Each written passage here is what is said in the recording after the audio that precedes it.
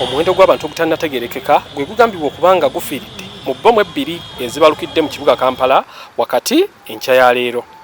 Bbomu zino emu ebalukidde mu maaso ga Parliament ku Jubilee Insurance House ate endala ku Coach Towers mu maaso ga Central Police Station CPS mu kibuga Kampala wakati. Okusinziira ku batuuse mu bifo bino nga bbomu zino za kabaluka n'ebifaananyi ebikwatiddwa kigambibwa nga waliwo n'abakuumaddembe abafiiridde mu bulumbaganyi buno. Omuliro gukutte ezimu ku mmotoka ezibadde okumpi newategeddwa bbomu zino. Poliisi erabiddwa nga naye embeera egisobedde ng'ate abantu abatabadde mu uniform be bababuuza lwaki tebabaako kye bakola. And they had. And they have the police to do what? You can feel, can't we remove with the fire extinguisher? Can't the fire extinguisher come here with the police?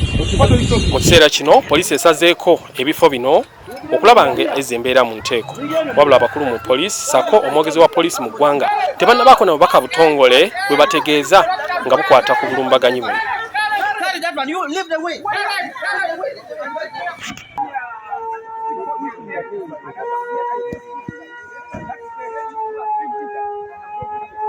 Omwezi oguwedde abatujju abatannakakasibwa baliko bbomu bbiri ze baakubye mu bifo eby'enjawulo okuli eyakubiddwa ekkomamboga mu kifo ekisanyukirwamu ekimanyiddwa ng'ekya Digida sako endala eyabalukidde mu bbaasi ya Shift Safaris Limited erungala mu Mpigi ku luguudo oluva e Kampala okugenda e Masaka. Mu bbomu eyakubye ekkomamboga mwafiiriddemu omuntu omu ng'ono yali muwala eyali aweereza mu bbaala eno. Ate mu bbomu eyabalukidde mu bbaasi mwafiiriddemu namwo omuntu omu wabula nga poliisi yategeezezza nti ono yabadde mutujju eyabadde atambuza bbomu eno. Tugendagenda mu maaso n'okubatuusaako ebikwata ku bulumbaganyi buno obugudde mu kibuga Kampala wakati.